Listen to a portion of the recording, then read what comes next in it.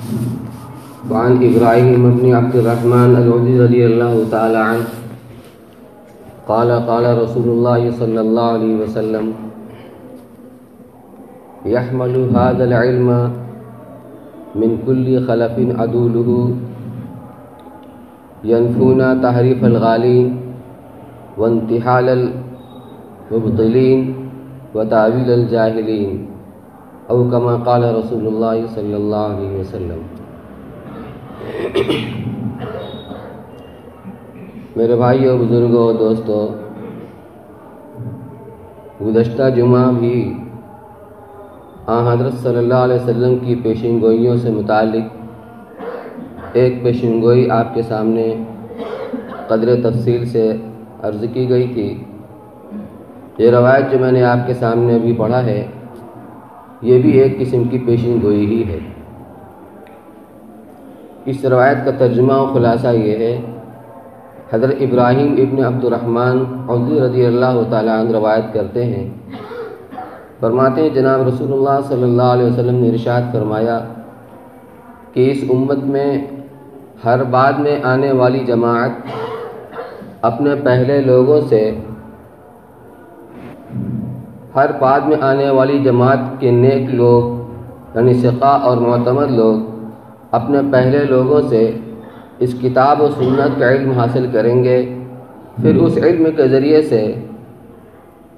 حد سے تجاوز کرنے والوں کی تحریفات کو، اہل باطل کی افترا پردازیوں کو اور جاہلوں کی غلط تعویل کو دور کریں گے اور ختم کریں گے۔ یہ حدیث کا ترجمہ اور خلاصہ ہے۔ پیشین گوئی اس معنی کر ہے کہ اللہ کے رسول صلی اللہ علیہ وسلم نے یہ ارشاد فرمایا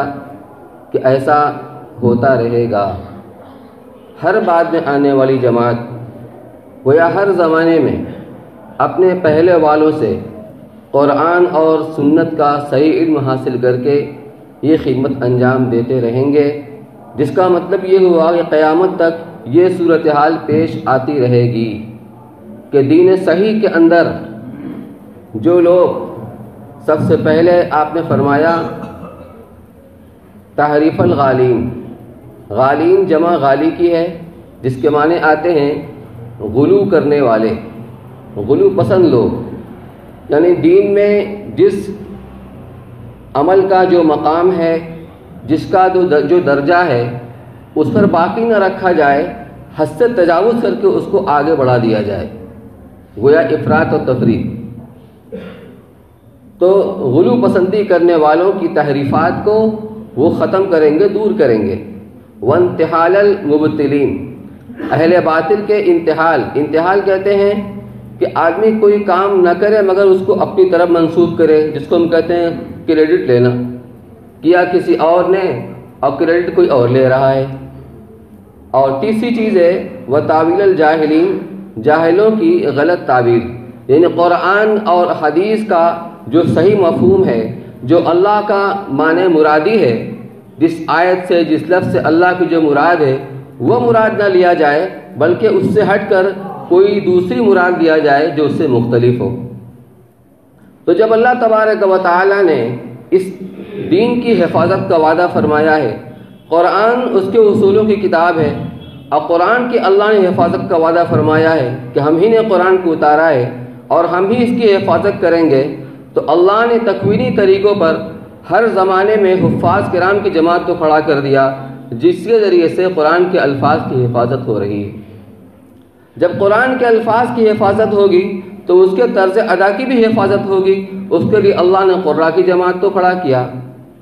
جب قرآن کی حفاظت ہوگی تو اس کے علوم اور معانی اور مفاہیم کی بھی حفاظت ہوگی، اس کے لیے اللہ تعالیٰ نے علماء کرام کو کھڑا کیا ہے۔ یہ اہل علم کی سعادت اور ان کے اعزاز کی بات ہے کہ اللہ کے رسول صلی اللہ علیہ وسلم نے اس خدمت کے لیے جس جماعت کا انتخاب فرمایا وہ اہل علم ہے۔ یحمل هذا العلم کہ ہر بعد میں آنے والی جماعت کے نیک اور معتبر اثقاء لوگ اس علم کو اپنا اگلے لوگوں سے حاصل کر کے یہ خدمت انجام دیتے رہیں گے۔ اللہ تبارک و تعالی نے انسانیت کی ہدایت اور ان کی نجات کے لیے ہر زمانے میں حضرات انبیاء کرام علیہ الصلوۃ والسلام کو مبعوث فرمایا۔ لیکن ایک نبی کے دنیا سے چلے جانے کے بعد جب بتدریج ان کی امت، ان کی قوم کے اندر برائی، خرابی اور بگاڑ جب آتا چلا گیا تو اللہ تعالیٰ نے پھر اس قوم کو، اس امت کو سنبھالنے کے لیے دوسرے نبی کو بھیج دیا۔ یہ سلسلہ برابر چلتا رہا تاہم کہ سب کے آخر میں تمام پیغمبروں کے سردار ہمارے اور آپ کے آقا جناب رسول اللہ صلی اللہ علیہ وسلم کو اللہ تعالیٰ نے پوری انسانیت کے لیے اور قیامت تک کے لیے مبعوث فرمایا۔ آپ نے پوری زندگی اس کام کو کیا جو ذمہ داری آپ کو سونپی گئی تھی۔ اس کے بعد اب کوئی نیا نبی تو آئے گا نہیں، اس لیے اللہ تعالیٰ نے وہ کام جو گزشتہ زمانے میں انبیاء کرام علیہ السلام سے لیتے رہے تھے،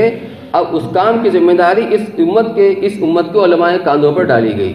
کہ اس امت کو علماء ذمہ دار ہیں، وہ اپنے قوم کی، اپنے اور عوام کی یہ رہبری کریں گے۔ حضرات صحابہ کرام کا زمانہ، ان کے بعد تابعین کا زمانہ، ان کے بعد تبع تابعین کا زمانہ، یہ زمانہ خیر القرون کہلاتا ہے۔ خیر القرون قرنی ثم الذین یلونہم ثم الذین یلونہم، کہ بہترین زمانہ میرا زمانہ ہے، اس کے بعد وہ جو اس سے متصل ہے، اس کے بعد وہ جو اس سے متصل ہے۔ تو اللہ کے رسول صلی اللہ علیہ وسلم نے خود اس کی سند دی ہے کہ بہترین زمانہ ہمارا یعنی صحابہ کا زمانہ، پھر اس کے بعد تابعین کا زمانہ، پھر تبع تابعین کا زمانہ۔ فتنہ چونکہ حضور نے ہی اس کی خبر دی ہے تو ہر زمانے میں تو آئے گا اور آتا رہے گا۔ چنانچہ جب فتنہ خلق قرآن کا وجود ہوا، خلق قرآن کا فتنہ یہ اس کا موقع نہیں ہے، لیکن مختصر میں یوں سمجھ لیجئے، اللہ کی ذات یہ خالق ہے، مالک ہے، سدا سے ہے، ہمیشہ سے ہمیشہ رہے گی۔ اس کے وجود کی کوئی ابتدا نہیں، اس کے وجود کی کوئی انتہا نہیں۔ جو اس طرح اللہ کی ذات قدیم ہے، اسی طرح اس کی صفات بھی قدیم ہے، اور قرآن پاک یہ اللہ کی صفات ہے، یہ کلام اللہ یہ اللہ کی صفت ہے۔ تو جو اللہ کی صفات وہ بھی قدیم ہیں اللہ کی ذات کی طرح سے۔ اس زمانے میں فتنہ خلق قرآن کا جب وجود ہوا تو کچھ لوگ وہ ہوئے جنہوں نے کہا کہ قرآن کی مخلوق ہے۔ مخلوق کا مطلب جیسے زمین اور آسمان مخلوق ہے کہ اللہ نے پیدا کیا تو پیدا ہوئی، یعنی ایک زمانہ ایسا تھا کہ ان کا وجود نہیں تھا، جب اللہ نے پیدا کیا تو ان کا وجود ہوا، پھر ایک زمانہ آئے گا کہ ان کے اوپر فنا طاری ہو جائے گا، تو یہ مخلوق ہوئی۔ اس طرح سے اللہ کی صفات مخلوق نہیں ہے۔ جب اللہ کی صفات مخلوق نہیں ہے تو قرآن بھی مخلوق نہیں ہے۔ تو امام احمد بن حنبل رحمۃ اللہ علیہ جو امام فقہ اور امام حدیث تھے، رئیس المحدثین تھے، ان کے اوپر ابتلا آیا اور انہوں نے پوری عظیمت کے ساتھ اس فتنہ خلق قرآن کا انہوں نے مقابلہ کیا، جبکہ خلق قرآن کی فتنہ والوں کو حکومت کی سرپرستی حاصل تھی۔ چنانچہ معتصم باللہ جو ایک عباسی خلیفہ تھا، اس کے زمانے میں یہ فتنہ اپنی انتہائی عروج کو پہنچ چکا تھا۔ جو درباری علماء اور قضات تھے، قاضی، ان کے ورغلانے پر بادشاہ نے حضرت امام احمد بن حنبل رحمۃ اللہ علیہ کو دربار میں بلا کر مباحثہ کروایا۔ امام صاحب نے اپنے موقف کے لیے دلائل فراہم کیے، لیکن درباری علماء نے امام صاحب کی ایک دلیل کو بھی قبول نہیں کیا اور امام صاحب کو کوڑا لگوایا گیا سر دربار۔ پھر یہی نہیں، 28 مہینے تک امام صاحب کو قید کے اندر، جیل کے اندر رکھا گیا اور ان کو کوڑا لگوایا جاتا رہا، ان کا ٹارچر ہوتا رہا۔ قصور کیا تھا؟ انہوں نے حق کی حمایت کی تھی، لیکن یہ اطلاع ہر زمانے میں آیا ہے اور آتا رہے گا، لیکن امام صاحب کے پائے ثبات کے اندر جنبش نہیں آئی، وہ اس پر قائم رہے یہاں تک کہ اسی میں ان کا وصال ہو گیا۔ امام صاحب نے بھرے دربار میں فرمایا تھا کہ ہمارا اور تمہارے جنازے کا دن یہ فیصلے کا دن ہوگا، ہمارے اور تمہارے جنازے کا دن فیصلے کا دن ہوگا، کہ تم بھی جانتے ہو کہ میں جو بات کہہ رہا ہوں وہ حق ہے، وہ سچ ہے۔ چنانچہ علامہ ذہبی رحمۃ اللہ علیہ فرماتے ہیں، جب امام احمد بن حنبل رحمۃ اللہ علیہ کا جنازہ اٹھائے تو ان کی نماز جنازہ میں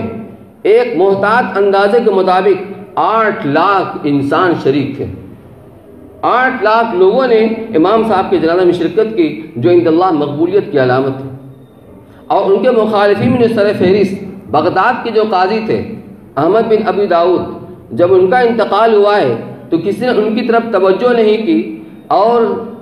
3 یا 4 آدمی ان کے جنازے میں شریک تھے۔ دوسرے جو مخالف تھے حارث ابن اسد محاسبی، جب ان کا انتقال ہوا ہے تو چند سرکاری کارندے ان کے جنازے میں شریک ہوئے اور عام لوگ ان کے جنازے میں شریک نہیں ہوئے تھے۔ امام صاحب نے فرما دیا تھا کہ جب ہمارا تمہارا جنازہ اٹھے گا اسی دن فیصلہ ہو جائے گا کہ کون عند اللہ مقبول ہے اور کون مردود ہے۔ اسی طریقے پر سن 10 ہجری کے اندر جب ہندوستان کے اندر فتنہ دین الہی کا فتنہ وجود کے اندر آیا تو اللہ تعالیٰ نے اس فتنے کو فروغ کرنے کے لیے اور اس کے مقابلے کے لیے سید احمد سرہندی مجدد الفسانی رحمۃ اللہ علیہ کو کھڑا فرمایا۔ اس وقت اکبر کی حکومت تھی۔ اکبر بادشاہ ابتدا میں بے دین نہیں تھا، 13 سال کی عمر میں وہ تخت خلافت کے اوپر بیٹھا تھا۔ یہ ابتدا میں دیندار تھا، نمازی تھا، سفر حضر میں نمازوں کا اہتمام کرتا تھا، لیکن اس کے دربار میں جو درباری علماء تھے جو خوشامد پسند، چاپلوس اور اغراض پسند تھے، انہوں نے آگے جگہ حاصل کرنے کے لیے، بادشاہ کا قرب حاصل کرنے کے لیے انہوں نے دین کو اس کی شکل کو بگاڑ کر اکبر کے سامنے پیش کیا۔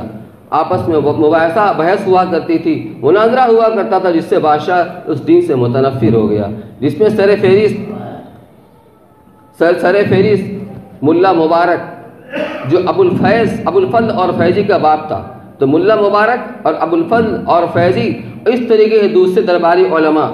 جنہوں نے اپنی اغراض پرستی کی خاطر بادشاہ کے سامنے دین کی شکل کو بگاڑ کر پیش کیا، جس سے متنفر ہو گیا اور اس نے ایک نئے دین الہی کا اس نے اعلان کیا، جس کے اندر پوجا پاٹ، خاص طور سے سورج کی پوجا پاٹ اور دوسرے ہندوانہ رسم و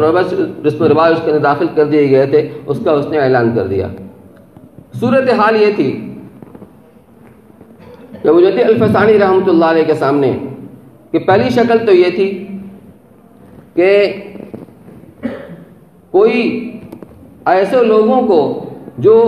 مجدد الفسانی رحمۃ اللہ علیہ کے سے موافق اور متفق ہوں، جن کے اندر دین کا جذبہ ہو، قربانی کا جذبہ ہو، دینداری اس کے اندر ہو، ایسے لوگوں کو تیار کر کے اور سیاسی کوشش کی جائے اور بادشاہ وقت کا مقابلہ کیا جائے، تو یہ شکل ممکن نہیں تھی، کیونکہ اس وقت کی صورتحال اس کی اجازت نہیں دیتی تھی اور یہ قدم خودکشی کے مترادف تھا۔ دوسری شکل یہ تھی کہ بادشاہ وہ امراء اور وزراء جو کسی حد تک دیندار تھے اور اکبر کی دین الہی کے وجود میں لانے میں ان کا کوئی عمل دخل نہیں تھا، بلکہ اس سے متنفر تھے، لیکن دربار ہی کے اندر تھے، ان سے رسم و رواج مراسم قائم کر کے، رابطہ قائم کر کے ان کو متوجہ کیا جائے دینی خدمت کے اوپر کہ وہ بادشاہ کو صحیح مشورہ دیں، تاکہ اس ملک کے اندر جو برائے نام اسلامی حکومت ہے اس کا کوئی خاتمہ نہ ہو جائے۔ چنانچہ حضرت مجدد الفسانی رحمۃ اللہ علیہ نے یہ راستہ اختیار کیا اور خطوط لکھ کر کے جو دربار کے وہ امراء اور وزراء تھے جن کے اندر کچھ دینداری باقی تھی، اللہ کا واسطہ دے کر، اللہ کے رسول کا واسطہ دے کر، ایمان کا واسطہ دے کر، اور پھر ان لوگوں کی اس محنت کا نتیجہ یہ ہوا کہ اس بادشاہ کے بعد جب اس کا ولی عہد جہانگیر یہ تخت نشین ہوا تو اگرچہ اس کے اندر وہ دینداری نہیں تھی اور وہ دینی حمیت نہیں تھی، لیکن اس تربیت کا نتیجہ یہ ہوا کہ وہ دین سے اس کے اندر بعد اور وحشت بھی نہیں تھی۔ لوگوں نے سمجھ لیا کہ اب جو ہے تو اکبر کے بعد جب شاہ جہاں تخت نشین ہوا کہ اب جو ہے تو دینداری کا دور دورہ ہونے والا ہے۔ میں عرض کر رہا ہوں میرے بھائی بزرگوں کہ امت پر جب وقت پڑا ہے اجتماعی اعتبار سے کوئی ایسا فتنہ آیا ہے جس سے مسئلہ پیدا ہو گیا امت کے ایمان کا، ان کے دین کا، ان کے اعمال کا، تو اللہ تعالیٰ نے انہی علماء کرام کی جماعت کو کھڑا کیا۔ پھر ان کے بعد حضرت شاہ ولی اللہ صاحب رحمۃ اللہ علیہ کے زمانے میں سن 1799 کے اندر میسور کا غیور فرما روا سلطان ٹیپو رحمۃ اللہ علیہ، جو اس ہندوستان کے اندر انگریزوں کو مقابلہ کرنے کے لیے سب سے آخری فرما روا تھے اور انگریزوں کی راہ کے سب سے آخری کانٹا تھے، جب اپنوں ہی کی سازش کے نتیجے میں 1799 عیسوی کے اندر ان کو شہید کر دیا گیا، تو جنرل ہاس نے ان کی لاش کے پاس کھڑے ہو کر کہا کہ آج سے ہندوستان ہمارا ہے، آج سے ہندوستان ہمارا ہے۔ اس کے چند سالوں کے بعد 1803 عیسوی کے اندر حضرت شیخ عبدالعزیز محدث دہلوی رحمۃ اللہ علیہ نے انہوں نے یہ فتویٰ جاری کیا کہ ہندوستان دارالحرب ہو گیا ہے، ہر مسلمان کی ذمہ ضروری ہے، جہاد کرنا ضروری اور فرض ہے، جس کے نتیجے میں ان کو ایذا دی گئی، ان کو اوپر چھپکلی کا ابٹن ملا گیا اور جس سے وہ نابینا ہو گئے اور ان کو اذیتیں دی گئیں، لیکن ان کے پاس استقامت کے ذرا بھی لغزش نہیں آئی۔ اس وقت حالات ایسے نہیں تھے، لیکن حضرت نے اپنے ایک تربیت یافتہ شاگرد سید احمد شہید رحمۃ اللہ علیہ کو اور اپنے بھتیجے مولانا اسماعیل شہید رحمۃ اللہ علیہ کو تربیت دے کر کے ان لوگوں کی ذمہ داری سونپی، اور ان لوگوں نے ہندوستان کے طول و عرض کے اندر پھیل کر کے اور مسلمانوں کے ان کے اندر دین کی روح پھونک گئی۔ چنانچہ وہ قافلہ بنارس سے بھی گزرا ہے، تاریخی کتابوں کے اندر لکھا ہوا ہے اس وقت بنارس کا یہ حال تھا جہالت کا کہ یہاں بقرعید کے موقع پر جو قربانی ہوتی تھی، کوئی پیر صاحب آئے تھے، انہوں نے چھری کو دم کر دیا تھا، پھونک دیا تھا، اسی سے لوگ جانور قربان کیا کرتے تھے۔ یہ حالات تھے اس وقت، اور ان لوگوں نے سرحد کے علاقے میں جا کر کے محاذ آرائی کی، لیکن خدا کی تقدیر کچھ اور تھی، اور 1830 عیسوی کے اندر وہاں سید احمد شہید رحمۃ اللہ علیہ اور اسماعیل شہید رحمۃ اللہ علیہ اپنے رفاق کے ساتھ مقابلہ کرتے ہوئے شہید ہو گئے، لیکن یہ تحریک ختم نہیں ہوئی بلکہ چنگاری اندر اندر دبی تھی۔ پھر کچھ ہی دن کے بعد 1857 میں حضرت حاجی امداد اللہ صاحب مہاجر مکی رحمۃ اللہ علیہ، حضرت مولانا محمد قاسم صاحب نانوتوی رحمۃ اللہ علیہ، حضرت مولانا رشید احمد صاحب گنگوہی رحمۃ اللہ علیہ اپنے رفقائے کار کے ساتھ انہوں نے انگریزوں کا مسلح مقابلہ کیا، لیکن حکمت الہی کچھ اور تھی اور یہ مزاحمت ناکامی سے دوچار ہو گئی۔ جب دوچار ہو گئی تو یہ لوگ روپوش ہو گئے، لیکن روپوش ہونے کے باوجود یہ فکر مند رہے کہ ہندوستان کے اندر دین کی حفاظت کا انتظام کیسے کیا جائے، ورنہ انگریزوں کی تو یہ چال یہ تھی کہ اس کو دوسرا اسپین بنا دیا جائے۔ چنانچہ 9-10 سال کے وقفے کے بعد یہ حضرات دیوبند کے سرزمین کے اندر انہوں نے ایک دارالعلوم کی بنیاد قائم کر دی اور بنیاد رکھ دی ایک شاگرد اور ایک استاد کے ذریعے سے، ملا محمود اور مولانا محمود حسن صاحب دیوبندی رحمۃ اللہ علیہ کے ذریعے سے، اور اس کے بعد پورے ملک کے طول و عرض کے اندر مدارس کا جال پھیلا دیا گیا۔ اس وقت جب ہندوستان کے اندر دین کے، اسلام کے اور ایمان کے لالے پڑے ہوئے تھے، یہ علماء کرام کی جماعت تھی جنہوں نے ڈٹ کر مقابلہ کیا ہے باطل کا، اور اس علم کے ذریعے سے ہندوستان کے اندر دین کی شکل کو باقی رکھا۔ اس کے باوجود فتنے آتے رہے، کبھی مودودیت کی فتنہ ہے، کبھی رضا خانیت کا فتنہ ہے، کبھی غیر مغلیت کے فتنہ ہے۔ یہی فرزندان دارالعلوم تھے، یہی دارالعلوم کے علماء تھے جنہوں نے اس کا کامیاب تعاقب مقابلہ کیا ہے۔ انگریز کے زمانے میں جب پادریوں کی جماعت درآمد کی گئی ہندوستان کے اندر، اور مسلمان اس وقت ڈرے سہمے ہوئے تھے، اور یہ بوانگ دوہل یہ چیلنج کرتے تھے، مسلمانوں کو مقابلہ کی دعوت دیا کرتے تھے۔ پادری پھنڈر اس نے ادھم مچا رکھا تھا، اس پر کسی کی ہمت نہیں تھی، لیکن یہ حضرت مولانا رحمۃ اللہ صاحب کیرانوی رحمۃ اللہ علیہ کی ذات تھی جنہوں نے اس کے چیلنج میں قبول کیا اور کامیاب مقابلہ کیا ہے، اور کسی میدان میں اس کو رکنے نہیں دیا، یہاں تک کہ ان کی جان کے لالے پڑ گئے اور روپوش آ کر یہ مکہ مکرمہ ہجرت کر گئے۔ جب وہاں پہنچے ہیں تو پتہ چلا کہ ترکی کے اندر اس نے چیلنج کیا ہے وہاں کے مسلمانوں کو مقابلہ کرنے کے لیے، تو جب ان کو معلوم ہوا تو یہ وہاں پہنچے ترکی کے اندر، اور جب پادری فنڈر کو معلوم ہوا کہ مولانا رحمۃ اللہ کیرانوی یہاں پر آ گئے ہیں، وہاں سے بھاگ گیا، مقابلے کے لیے سامنے نہیں آیا۔ وہیں پر حضرت مولانا نے ایک کتاب لکھی اسی تصدیق کے خلاف اور توحید کی حمایت کے اندر۔ جو علماء کرام ہیں جو کامیاب مقابلہ کر رہے ہیں باطل کا، یہ باطل شکن ہے۔ اسی طرح ہمارے اکابر میں حضرت مولانا محمد قاسم صاحب نانوتوی رحمۃ اللہ علیہ نے آریہ سماج سے مناظرہ کیا اور دوسرے باطل فرقوں سے مقابلہ کیا اور کامیاب مقابلہ کیا۔ بعد کے لوگوں میں حضرت مولانا منظور احمد سندمانی رحمۃ اللہ علیہ نے بریلیت کا کامیاب تعاقب کیا۔ مولانا ہمارے مدرسے کے استاد، سابق استاد حضرت مولانا اسیر صاحب ادروی دامت برکاتہم نے اپنے ترجمان اسلام کے اندر لکھا ہے کہ ہمارے ادری کے اندر حالت یہ تھی کہ بریلویت پورے میں چھائی ہوئی تھی، جہالت و بدعت یہ عام تھی۔ اس وقت وہاں پر بریلویوں کے دو نامور علماء، ایک حشمت علی مراد آبادی اور ایک مولانا نعیم پیلی بھیت کے، یہ دونوں وہاں پر یعنی پڑھا رہے تھے، مدرس تھے۔ حضرت مولانا منظور صاحب نعمانی رحمۃ اللہ علیہ وہاں آئے اور ان کو مناظرہ کا ان کو چیلنج کیا۔ وہ مناظرہ سے بھاگ رہے تھے، ایک تو بھاگ گیا، حشمت علی رہ گئے، پھنس گئے۔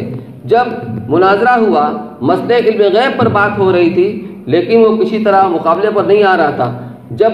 مد مقابل کے پاس کوئی جواب نہیں ہوتا ہے تو جہالت پر اور اول خول بکنے لگتا ہے، گالی گلوچ پر آ جاتا ہے۔ ہوا یہی، مولانا نے دلائل پر دلائل کی لائن لگا دی۔ نتیجہ یہ ہوا بقول مولانا اسیر صاحب کہ 90% لوگ ہمارے یہاں کے بدعت سے تائب ہو گئے اور صحیح دین کے اوپر آ گئے۔ یہ خدمات کون انجام دے رہا تھا؟ یہی علماء دیوبند انجام دے رہے تھے، جس کے بارے میں ہمارے اکابرین کا یہ اتفاق ہے کہ اس صدی کا جو مجدد ہے وہ دارالعلوم ہے۔ دارالعلوم نے ہمیشہ اپنے کردار کو ادا کیا ہے۔ جب بھی کوئی فتنہ، آج کے زمانے میں فتنہ احمدیت ہے، فتنہ شکیلیت ہے، اور نئے نئے فتنے جو بھی وجود کے اندر آ رہے ہیں، سب کا کامیاب مقابلہ یہ دارالعلوم کر رہا ہے۔ ارے باطل کے داؤں پہ سے جو واقف ہوگا وہی مقابلہ کرے گا، جو واقف نہیں ہوگا مقابلہ نہیں کر سکتا ہے۔ یہ بھی دینی خدمت ہے، یہ بھی دینی خدمت ہے۔ تو یہ دارالعلوم ہے جو اپنے کردار کو ادا کر رہا ہے، انشاءاللہ آئندہ اپنے کردار کو ادا کرتا رہے گا۔ اللہ تعالیٰ اس کی نظر بد سے حفاظت فرمائے اور اہل علم کو صحیح رہبری اور رہنمائی کی توفیق نصیب فرمائے، اور امت مسلمہ کی اور دین پر چلنے والوں کی پوری حفاظت فرمائے۔ وآخر دعوانا الحمدللہ رب العالمین۔